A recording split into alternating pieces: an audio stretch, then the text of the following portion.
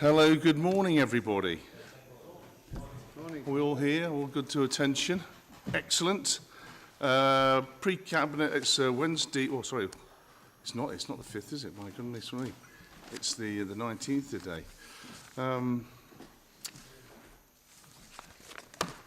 we all good, Tony? Yeah, no, it's okay. I've got notes here. Is he on? Sit down, is he on? Come on, Tony, settle down. We'll do that in a minute.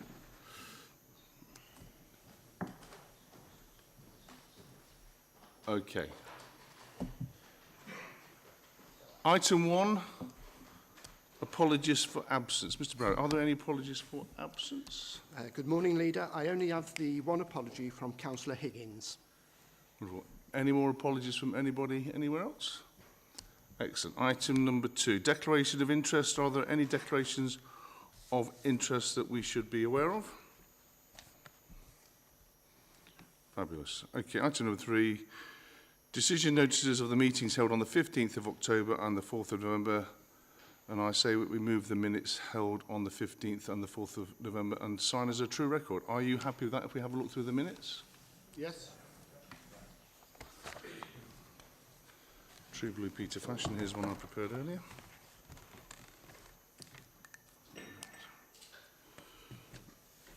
That's the minutes, isn't it? Excellent. Let's do the bigger table.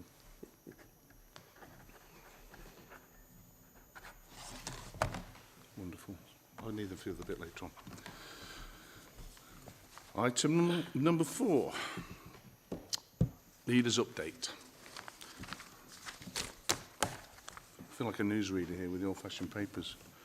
Good morning, everybody, again. The past few weeks have been a period of reflection and resilience for Staffordshire. Remembrance Day was a powerful reminder of the service and sacrifice. I was honoured to attend the ceremony at the National Memorial Arboretum alongside Her Royal Highness Princess Kate. It was a privilege to represent the Council. It was actually, it really was, and pay tribute to those who gave so much to our country. Thank you to everyone who supported local events across the county, and of course of the remembrance on the 11th. I also want to recognise the incredible efforts of our teams during the storm Claudia, and thank residents for their patience as we dealt with the crews and disruption. From Friday morning to early Sunday, our highway crews handled over 220 reports, including 131 emergency incidents, mostly caused by fallen trees blocking roads.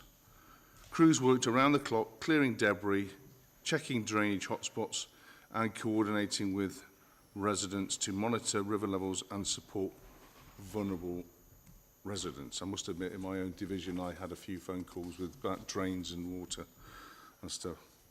From roads to reading, I've been really encouraged by the launch of the Let's Talk Libraries consultation since our last meeting, gathering views on how we could reimagine our libraries for the future. Libraries are much more than books, they're community anchors, often the only council building on the high street. It's been a decade since we last had a countrywide conversation about their future, and so we're asking residents what you'd like to see. The consultation runs until January the 5th and invites views on everything from opening hours to new services. So far, we've had over 500 responses, and we want many more. Early feedback is showing strong support for libraries as community hubs, offering digital access, social spaces, and practical services, as well as opportunities to learn and borrow books. Please share your feedback if you haven't already, and encourage others to do the same. Consultations like this remind us of something bigger, the breadth of service councils provide, and the challenge we face in sustaining them. From libraries to social care, highways to education, these are lifelines for our communities. Rising demand in adult social care and SEND alone is stretching budgets to the breaking point. That's why the government's autumn statement and the long overdue fair funding review are so critical. County councils need a funding formula that reflects rural challenges and longer roads, dispersed communities and high costs of care. Fair funding isn't optional, it's essential for protecting our services and our residents rely on. We will continue to make that case nationally as we move into today's agenda. Let's keep that focus, delivering for Staffordshire, standing up for communities and making every decision count. Right, item number 5 on the agenda. Minutes of the Property Subcommittee held on the 15th of October. If you all had the chance to see it, I'm going to need the minutes back to sign again. And I move that the minutes of the meeting of the Property Subcommittee be held on the 15th of October be received. Is that all agreed? Yes. All agreed.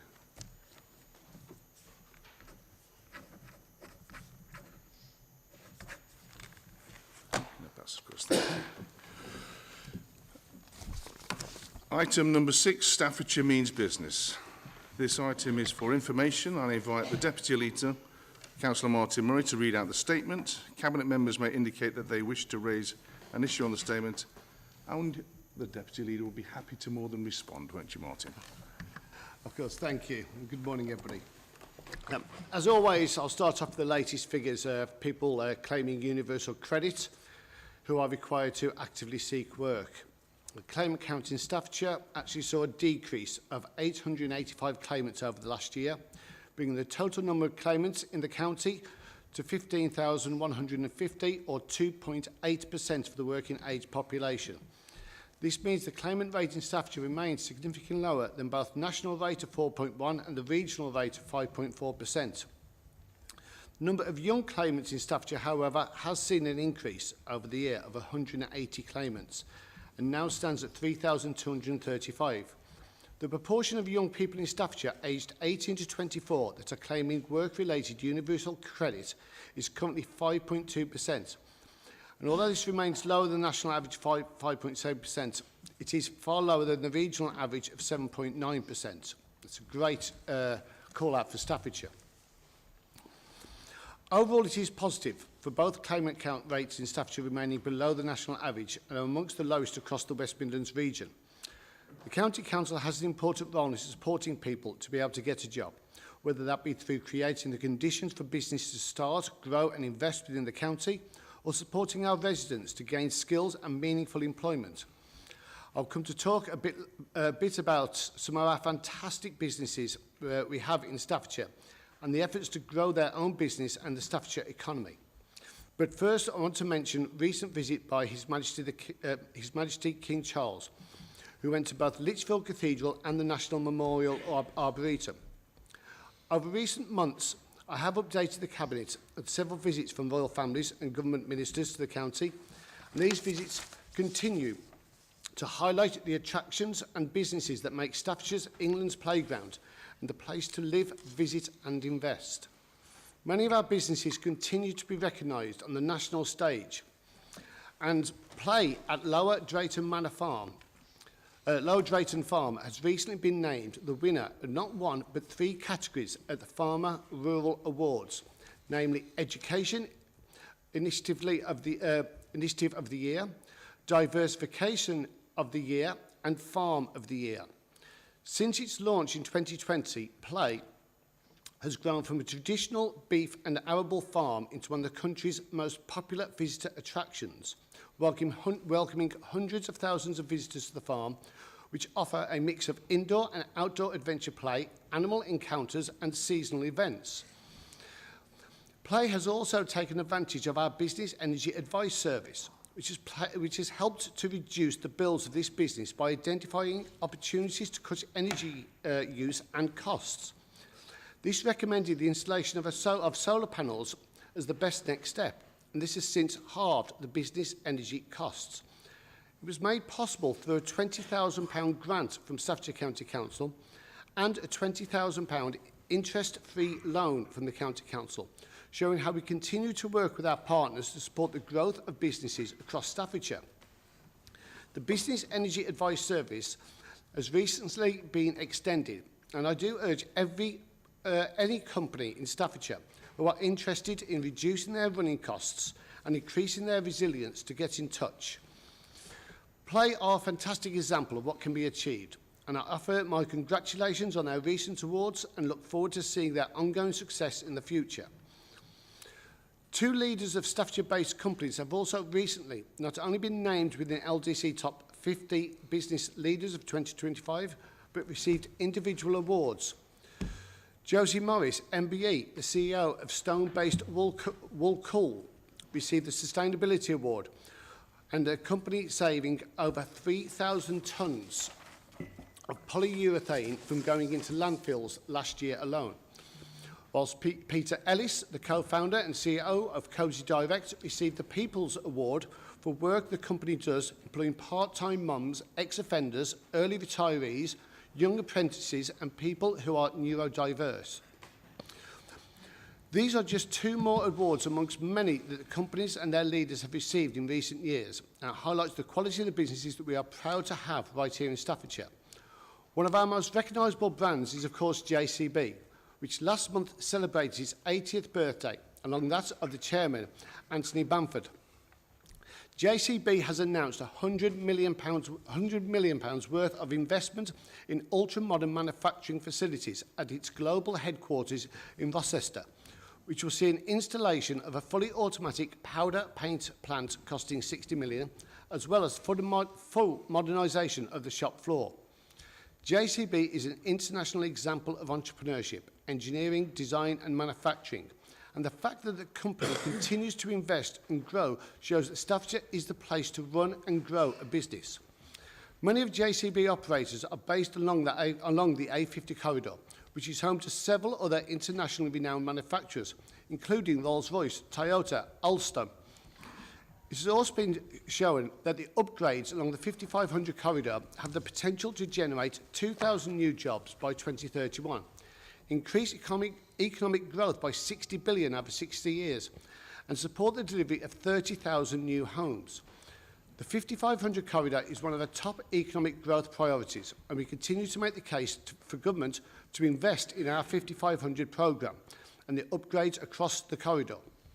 It is therefore really positive to see that there was a recent adjournment based on the House of Commons to discuss the 5500 with Simon Lightwood MP, the Parliamentary Undersecretary for the State of Transport, acknowledging the corridor's strategic importance and confirming the improvements are under consideration for future investment.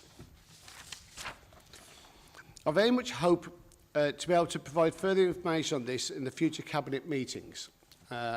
And that is everything for this month's update. Thank you. Thank you, Martin. That was very eloquently done. We will move on to item number 7, if we may.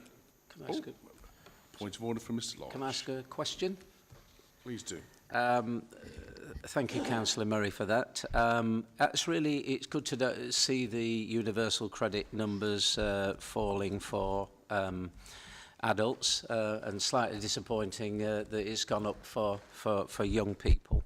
When we were at the BCC meeting this week, it was a big topic of concern for people of Staffordshire and certainly for the Chamber of Commerce, and that how we need to get more young people in apprentice-typeship roles and be active. And it was an initiative that I know you've been championing.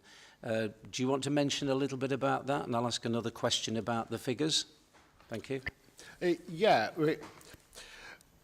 Unemployment has actually gone up to 5% last month. And it's great to see that Staffordshire falls well below that target. It shows it really is a global base to invest and to grow any company.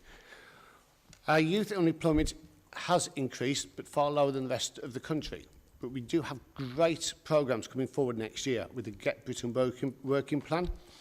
That will be delivered through Connect to Work, and working with the Chambers, Staffordshire Chambers of Commerce, using their Ignite programme to bring entrepreneurship and place people into work across a multitude of sectors, and working with everybody who are just out of work, upskilling, and those that need that extra support through needs and through SEND requirements. We will outperform on this because Staffordshire really is that good. And the second point was just, do you have any headlines on the figures for this month that you'd like to share with us for inflation and so on? Yeah, inflation came out today. Although a small drop, it is at 3.6%. It is a small drop in inflation. The problem is that food inflation is still at 4.9%. Energy prices have increased, although slightly slower, it's still increasing. These are the real ones that affect our cost of living crisis. These are the ones that affect everyday work, everyday people's lives. And that's something we do need central governments to get a hold on, to really help areas like Staffordshire. We may see, because of interest rates, because of the inflation drop, we may get a little Christmas bonus this year with a fall in interest rates. We'll wait and see what the Bank of England decide on that one. Cost of living crisis is a real hindrance also to the supply chain. Food inflation is affecting every single business within the hospitality sector, and energy price affects every single business. We need to do more to help our whole economy grow on those two fronts. Thank you both for that contribution. Does anybody else would like to make any points at all? Are we all happy, Councillor Lodge? I've just got one more point, if I can, Chair. It's hot off the press, and I thought it was worth mentioning it, that as part of our strategic review on libraries, one of our community-managed libraries, Shenston, has won the King's Award, which I think is an excellent thing. Out of 231, they've been awarded the King's Award, so it's excellent for Shenston Library. Thank you. Absolutely agree. Great shout out there for Shenston in terms of that. Brilliant they got that reward. Item number 7, half-yearly Treasury Management Report for the period ended the 30th of September. Councillor Large, I believe. Good morning, everyone. We're presenting today the half-yearly Treasury Management Report from a period ending 30th of September 2025, which covers the all Treasury activity being the 1st of April 2024 and the 30th of September 2025, and his retrospective report for your information. The Treasury Management covers the authority's strategy and processes on borrowing, lending and cash management. This is done taking into consideration the current interest rates, the economic conditions prevailing, and both national and global conditions. The Council does take a prudent and low-risk approach to Treasury management, focusing on the security and liquidity of funds. The activity performed is in accordance with all of our external and internal regulations, bless you, and is regularly monitored by the Director of Finance and Resources. Some good news for us, and that is that the Council repaid 15 million of external debt, LOBO debt, during the period, and by using cash reserves rather than borrowing more money. This was able to achieve savings on debt charges in what remains a very challenging and financial times. Also, a second piece of good news is our investment strategy that the Council was to gain a return on our investments of 4.76%, which was higher than the agreed benchmark of 3.2%, whilst considering risks above return. Our plans will continue to be monitored, and our long-term strategy is to reduce the debt and the LOBO and lower borrowing overall. So our recommendation is to the Cabinet to take note of the Treasury Report 2025. Thank you. Thank you, Councillor. Any questions or at all from anybody on the floor? Would you like to do the proposal then? Is that we happy to accept that? Is that all agreed to accept the report? Aye. Thank you. Item number 8, Nexxus Care Trading. It's Councillor Martin Rogerson. I'm sure we'll have plenty of questions regarding this particular report. Councillor Rogerson.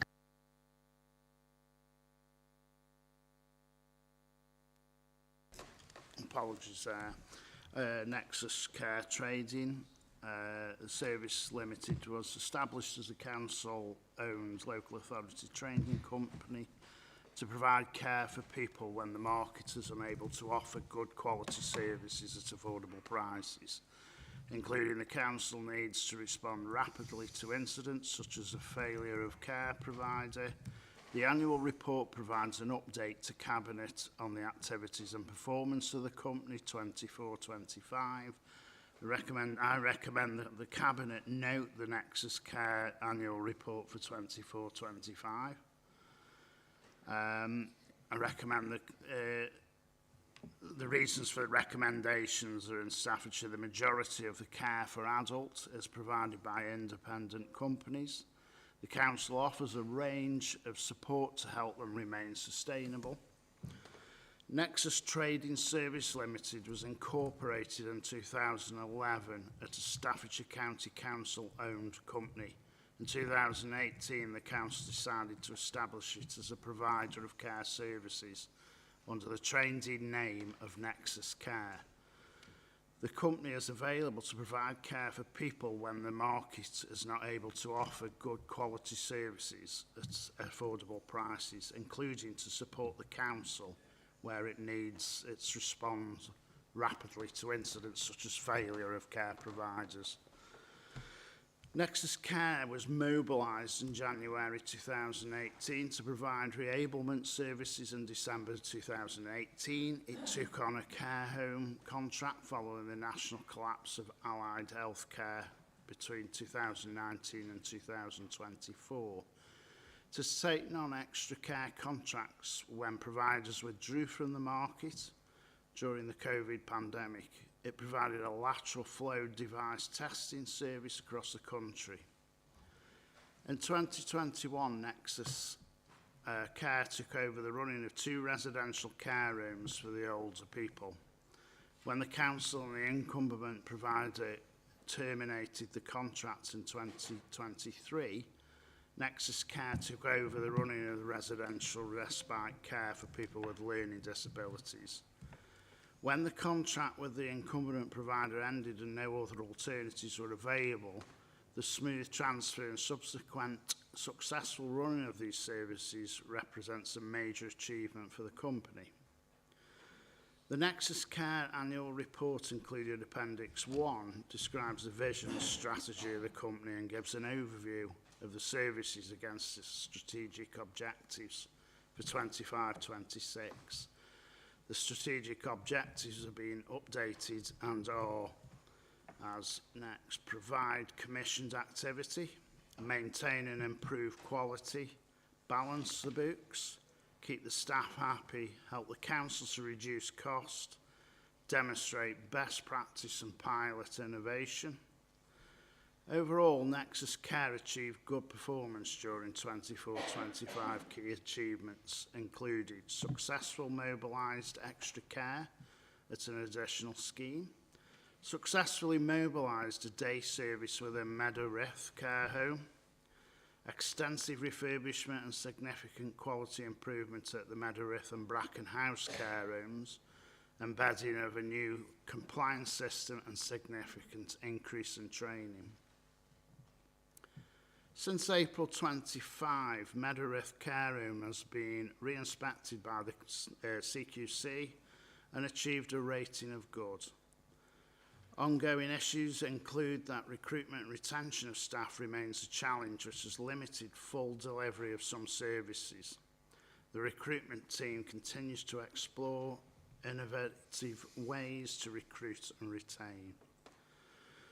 Legal implications: the council trades with Nexxus Care under the tackle exemption, now Regulation 12(1) of the Public Contract Regulations 2015.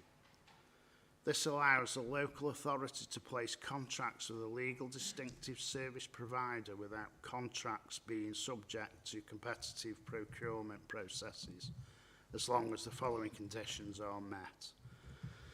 The service provider carries out the principal part of its activities, more than 80%, on behalf of the local authority.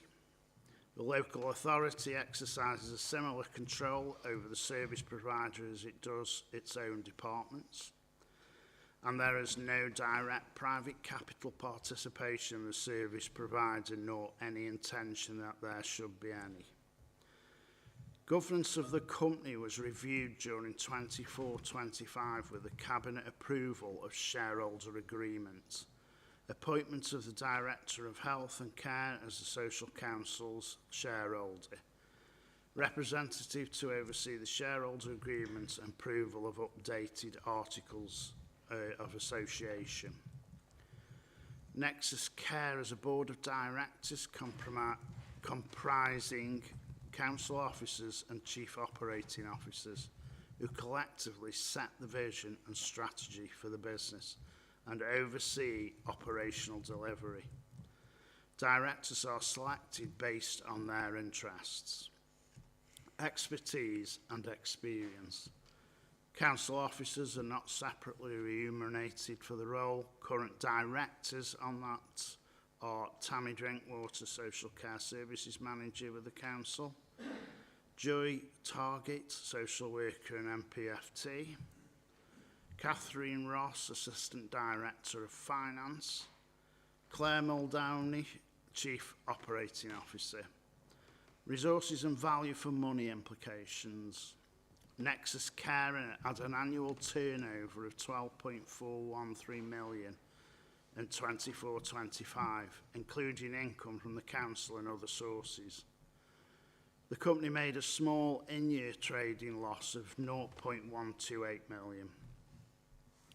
The company expects to return to a small profit in 25-26, doing so by ensuring delivery of commissions reablement activity, working with the council to develop proposals to ensure that extra care schemes are financially sustainable, and ongoing recruitment and retention to reduce agency staff costs.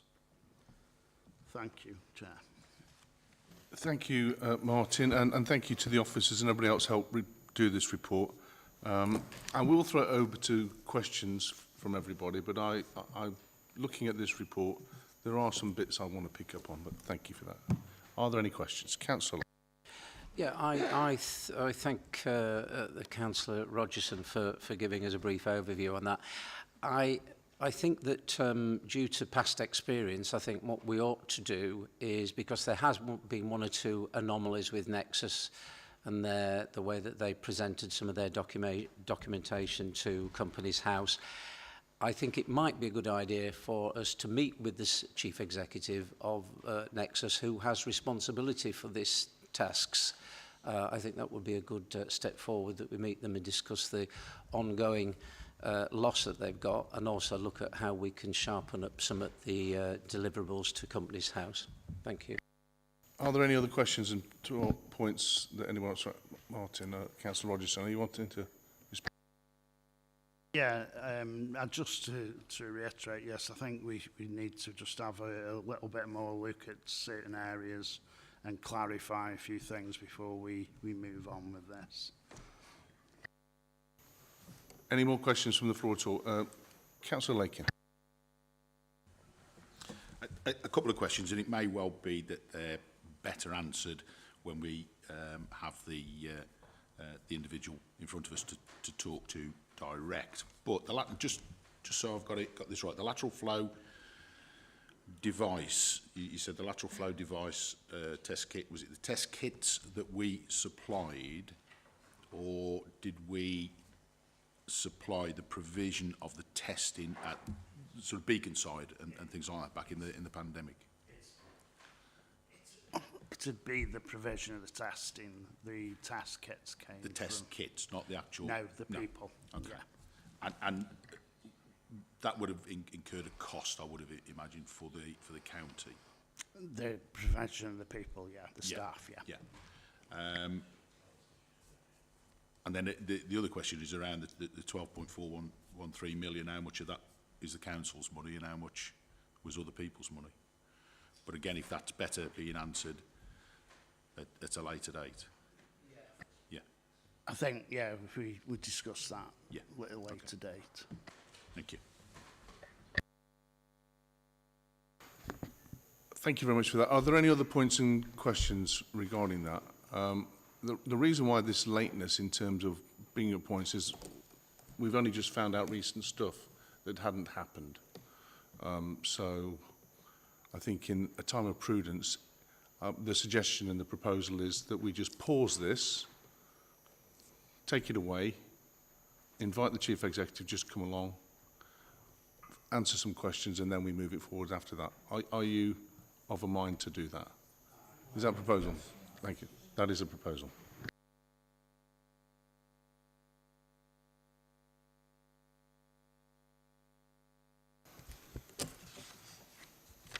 Item number 9, renewable energy policy position. Councillor Andrew Minor. Thank you very much.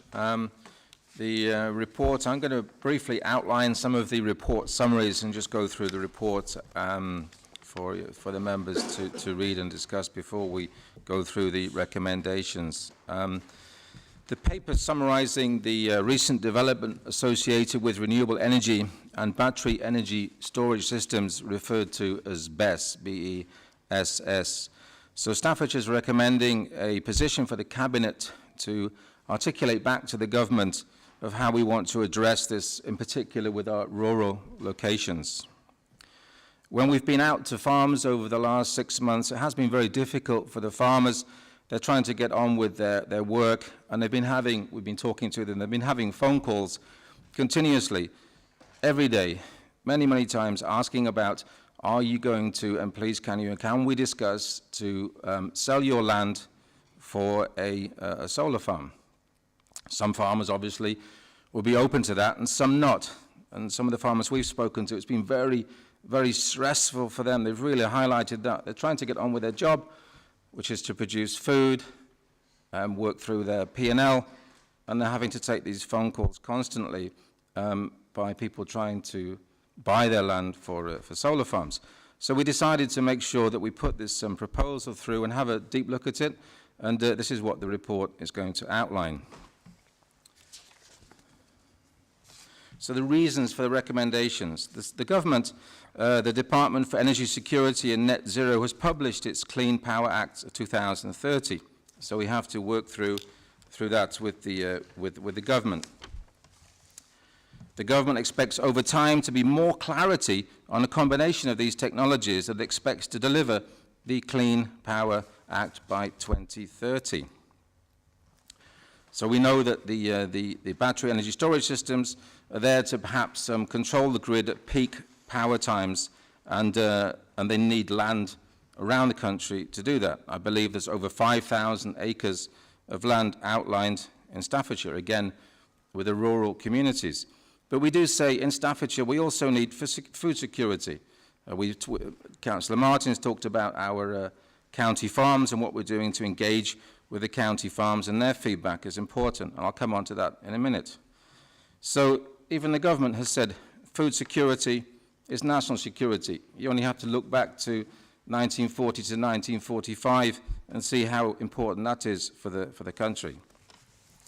So again, we've also working through, some of this is linked to the local transport plan, which has also been published recently in a working document on that. Since 2011 was the last one that we have done with that, to engage with how the whole of the infrastructure, new housing, government support, is integrating to improve the people and the business for Staffordshire.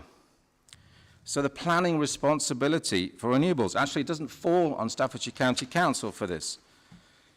But there is even some of the applications that have been rejected then get overruled by the Secretary of State on National Significant Infrastructure, or the NSIP, and the Development Content Order, the DSO process. So they want to sometimes overrule some of the local planning applications that we have outlined here in Staffordshire.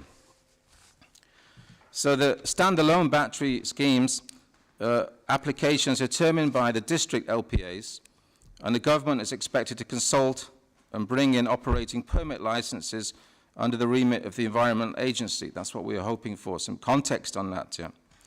And again, work with the spatial development strategy. I'll come to that in a minute.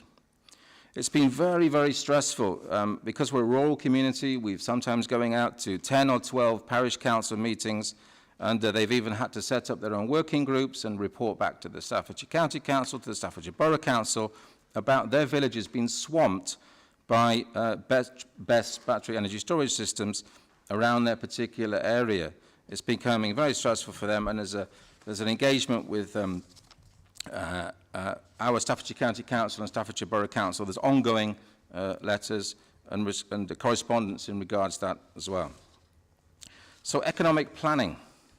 So the government has published a UK modern industrial strategy this year, in June this year, and they're working through the clean energy industry sector. So we're asking again to have a look at that and get some more clarity from the government, because the Strategic Spatial Energy Plan, the SSEP, is expected in late 2026, so we're having to wait for that. So again, we were looking at optimal locations, quantities, technology mix. We want to engage with the government on that. We're basically saying, don't run before you can walk. A proper joined-up planning is required, strategy to make across our rural county. A lot of people have been saying they think it's a land grab, and there's a lot of discontent in our rural communities. So again, the pressure on the farms and the land.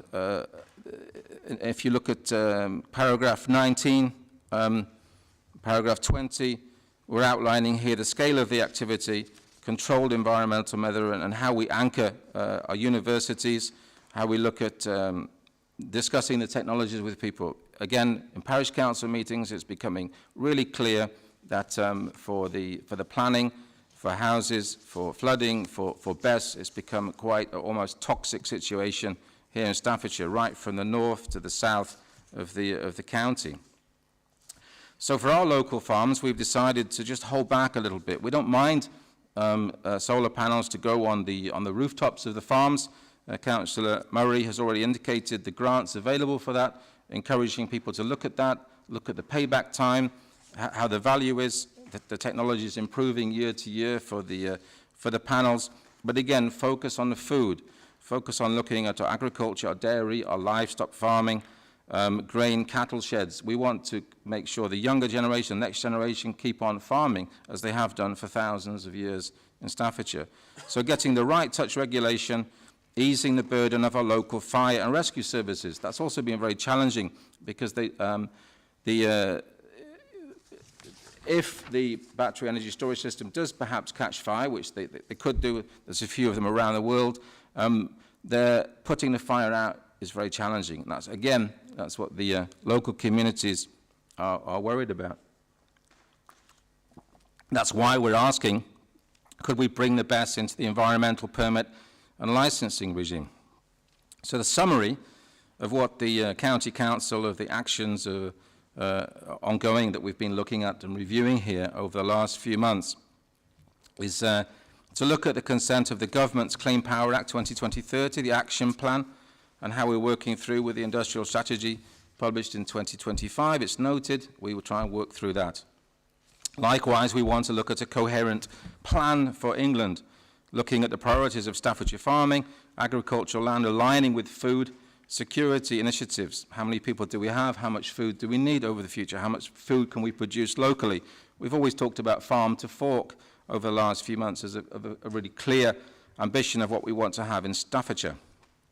Again, we want to look at the spatial development strategy. We want to look at the energy infrastructure and underpin the economic growth through new housing and employment. That's also in our local transport plan. And we say as well that the battery energy storage systems are currently outside of any robust regulatory control that you might expect of this sort of industrial type of facilities. So many of our parish councils, who we've highlighted before, are very worried about this. They're contacting the fire and rescue services. They're not quite sure whether the capacity of 2,000 litres per minute of water needed if there was a fire can be engaged in rural areas. And again, because of some of our roads, our rural roads, are as small as the Cornish roads. And again, the communities are saying, well, there's going to be 12,000 Arctic trucks coming down these lanes. They're worried about this, and we have to listen to our local communities and support them and try and find a reasonable balance on both sides. So we believe, again, that we've said the rooftops of around Staffordshire, there's plenty of farms around Staffordshire, we could perhaps engage and look at that, look at the payback time. It's very clear to have a business strategy as well and a payback time of these to make sure it's profitable. So we will work together, we will ask questions, and ask questions and send a letter down to the government. We want to discuss perhaps that what is the acceptable terms of land use based on a demand. Could we lose 20% of our farmland to renewables for biodiversity, etc., in a 20 years based on our communities, people, project forecast, and population? Can we raise the bar and have a look at the environmental impact assessment for all these applications, the greater fire risk requirements for developers? It's very important we engage. That's why we've made this paper for Staffordshire County Council to look at that.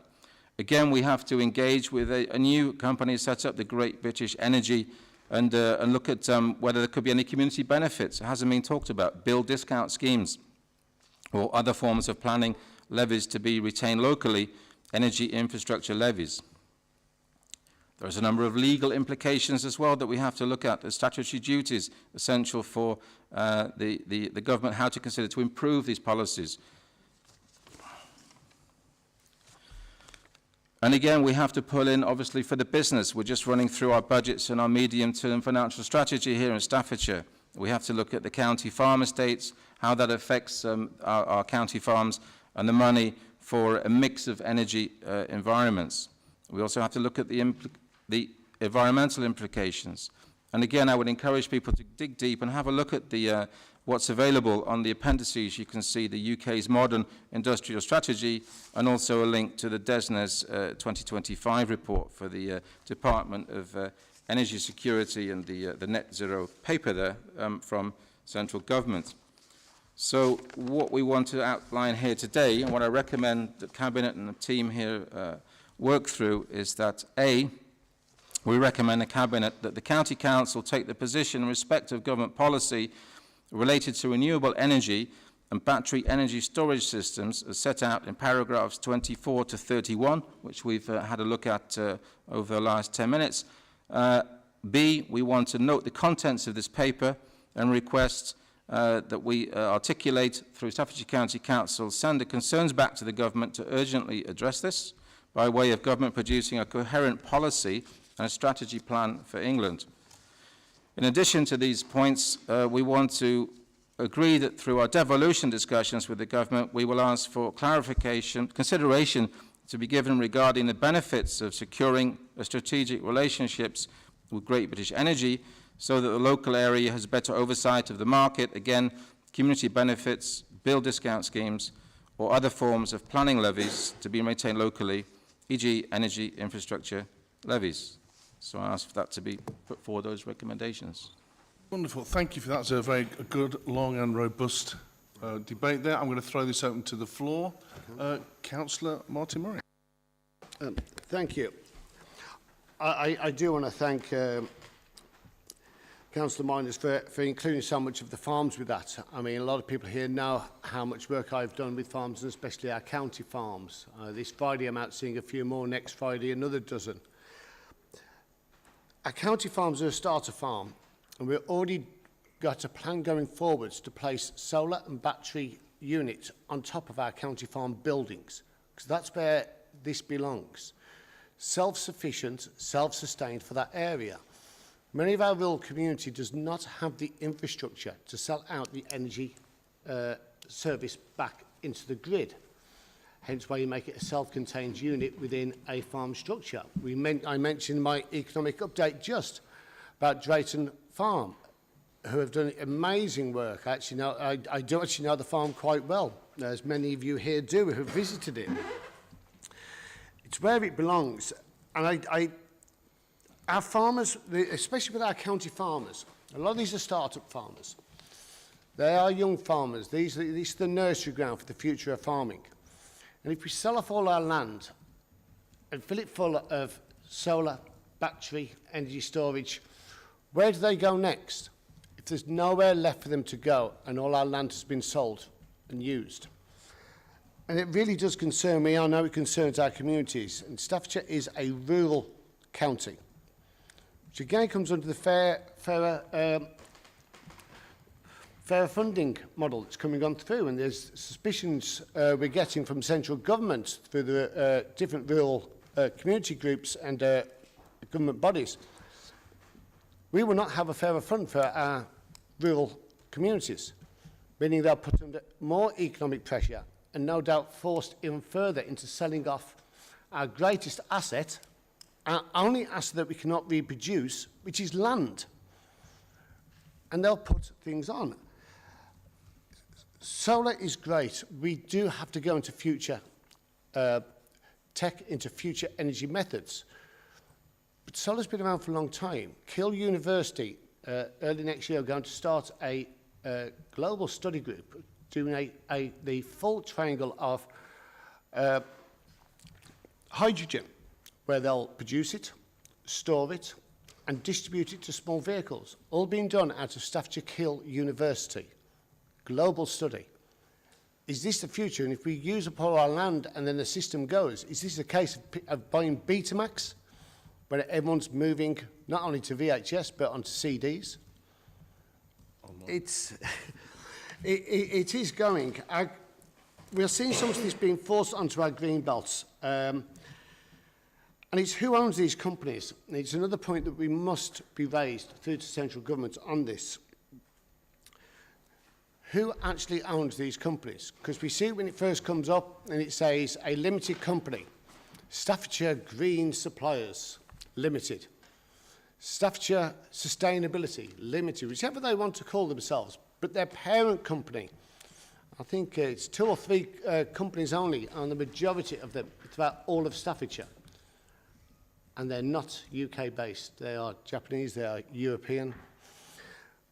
And we have give them leases for 24 years, or 25-year leases for these battery energy storage systems. And I guarantee they'll make a huge profit for 24 years, and the year 25 comes, and all of a sudden it's making a loss.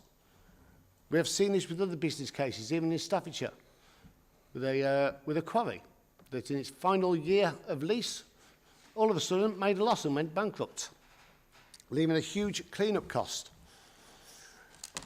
Who protects these limited companies that bear no responsibility for the future they're going on forwards? This must be impacted on our forward to the government, that the holding company must place a bond on these lands going forwards. A clean-up bond that is fully refunded back to them if they clean it all up and no damage is left. But we must protect our land and our farming. And in the claim of this being done for the environment, I'd like, again, for the government to fully understand, and everybody, use the full equation. Add all metrics when you do your sums for this. Because if we lose our farms, what's the economical impact of bringing a litre of milk 3,000 kilometres rather than 30? What's the environmental impact when our products are made in a land where no environmental action is judged, where pollution and water, river, sea pollution runs at criminal levels, yet we can say, well, ours is clean, but yet we're using that same product. Without food security, you do not have a nation. Because without food security, nothing else happens. Our land cannot be produced again. Our land can never be made again. And that must be brought in fully and firmly into the forward to our government that gives us the responsibility to protect it. And certainly within the future, and hopefully Staffordshire will become a fully devolved power, that we have that right to protect our land for our people, for what they want it to be. The planning process needs to represent and not just be that of greed for an instant return without the consequence of what will happen in 25 years from now. Thank you. Thank you, Councillor Murray. Councillor Coles, by the looks of it. Just say thank you to Andrew and the officers for that. It's good that we're updating that. And I won't repeat a lot of what Councillor Murray has said there, but I will give an example in Tamworth in my own area. One of the first things that landed on my desk when I was elected was a 55-hectare solar farm on high agricultural land just behind where I live. So it's where you walk the dogs, and there's a lovely farmland and you can see it from where you are. And I've been to many local meetings at weekends. It's got quite heated and debated. It's taken me since May to track down Tamworth Solar, which, as Martin said, and if you actually look, they were approved. It is Tamworth Borough Council, let me reiterate. It's not ourselves, but obviously it's in Staffordshire. It was approved in December 23, and as soon as that approval came, the owners changed. And on Company's House, they changed to Uniper, which are a German company. So we're not just philosophising this. We've got real-life examples that we're looking at, and I've literally just only had responses from Tamworth Solar to all of my questions that I've persisted in asking them. They do not look at the whole cost. They do not look at the repair. They do not look that it's Chinese production.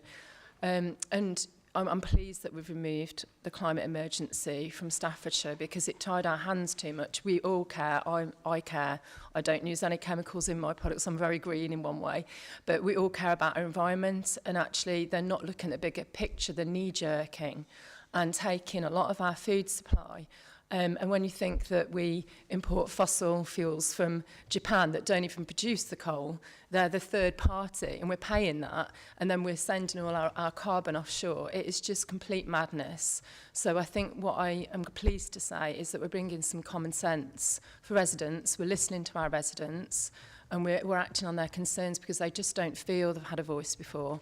And many meetings that I know we've heard as well, they've not met a Staffordshire County Council person before, so they're just relieved that we're taking this on board and we're listening to what residents want.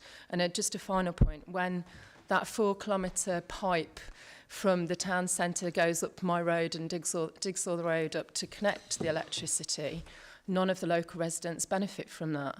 Yeah, they have not got a bond. So if they do take all their money and go bang, who will have to pay for that? So, yeah, thank you. I'm glad that we're looking at this. Any other comments and questions? Councillor Lodge. Yes, thank you, Chair. Wow, this is a real stalking horse.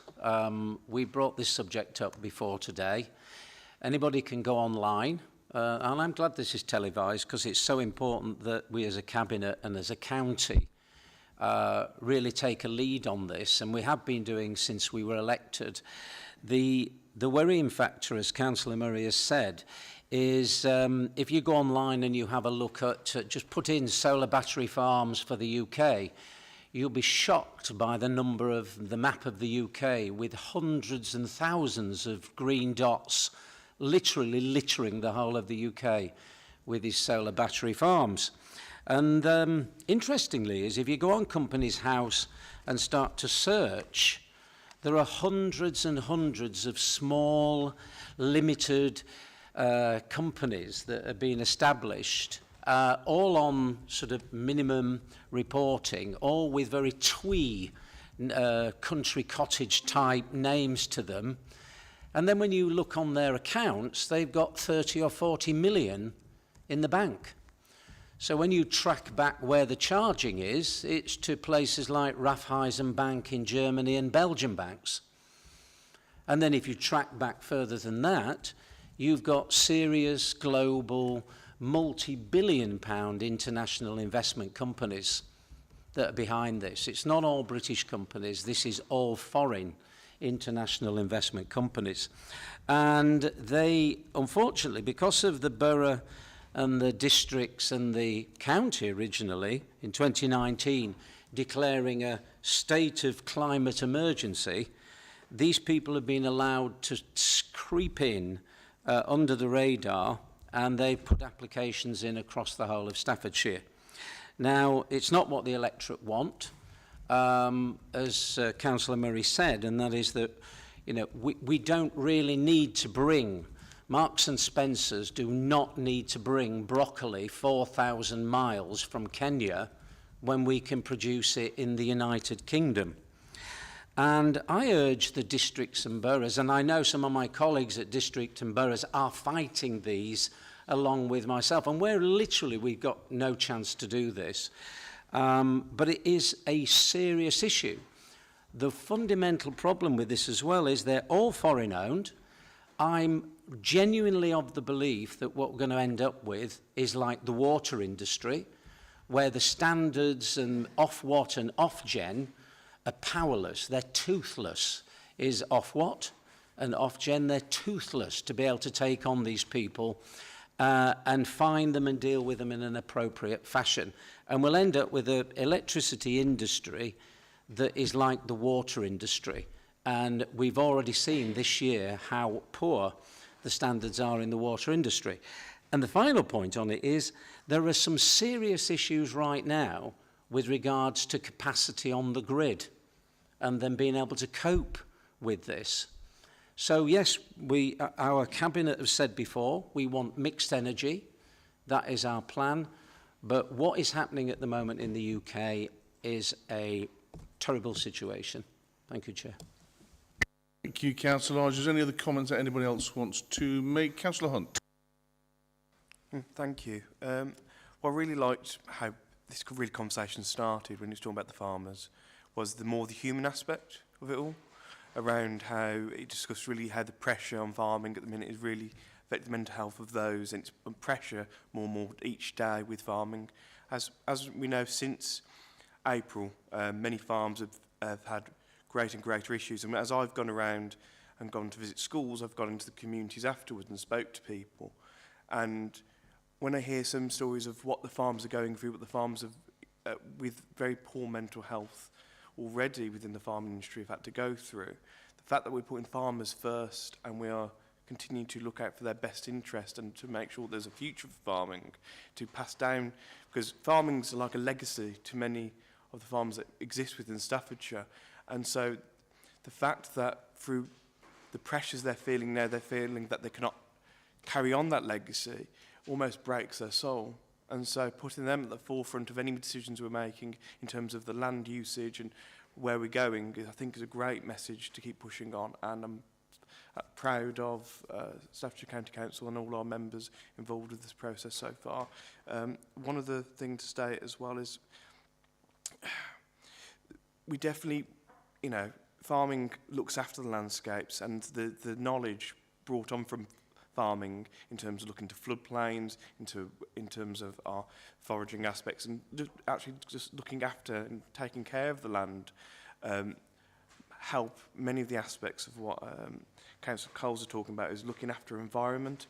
And these skills will be lost if we lose our farmlands. So the next generation, our children now, will not have those skills and that insight more to be able to carry that on to the next generation of where they'll be able to look after the lands of Staffordshire and of the country better in the future. So again, thank you everyone. Thank you, Councillor Miners. Thank you very much for the debate, everybody. I'd just like to reiterate that, you know, not only for farming, for horticulture. So I've seen some local raspberry and strawberry growers, and they are very happy that the Staffordshire County Council is making grants available with the price of electricity for solar on places where the public is going to enjoy the weekend, take their children and grow our food. And they really do appreciate that locally. We're helping them, and we're helping them with grants for solar panels on some local farms who grow strawberries and raspberries in Staffordshire and bring families into car parks. And even now they're aware of the fact that they can look at perhaps even having some grant money to help with people who are having electric cars. They can charge while they come and enjoy, take their children there and go on a long walk if they needed to.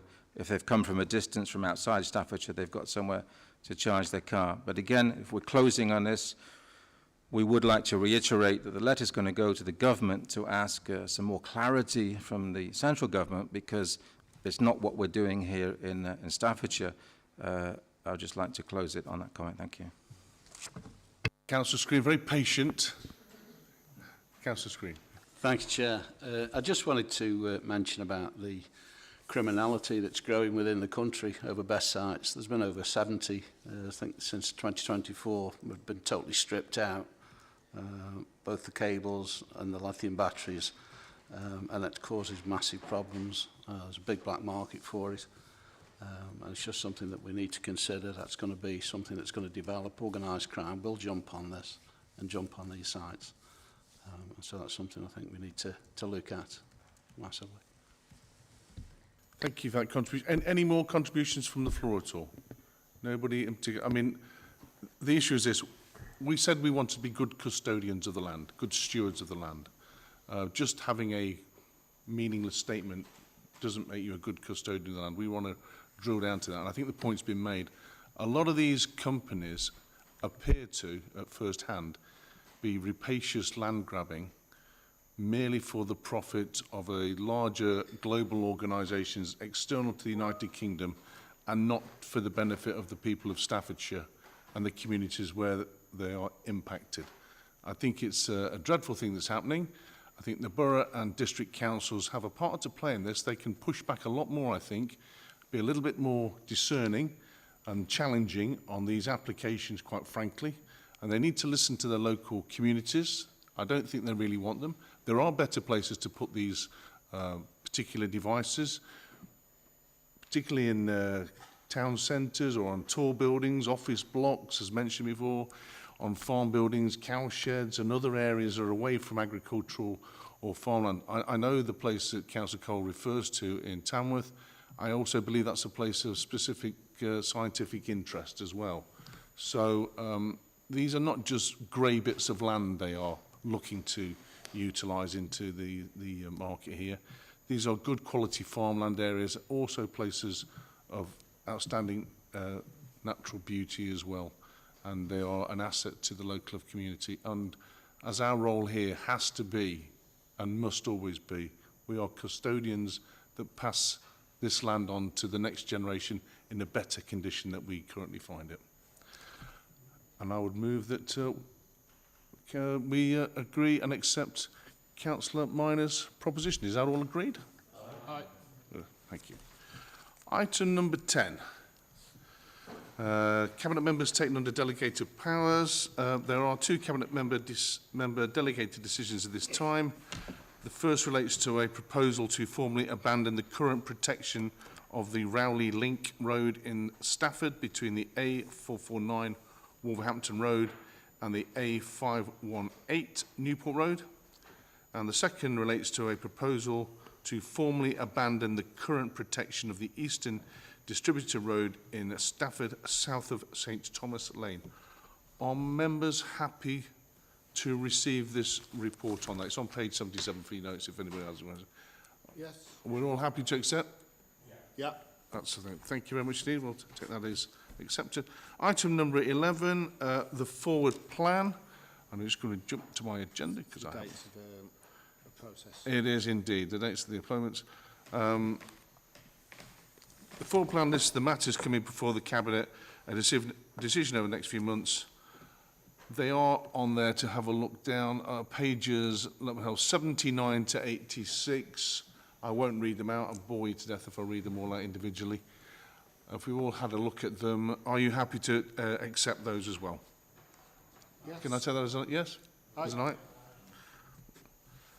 Item number 12, exclusion of the public. The chairman to move that the public be excluded from the meeting for the following items of business, which involve the likely disclosure of exempt information as defined in the paragraphs of Part 1 of Schedule 12A as amended of the Local Government Act 1972 indicated below.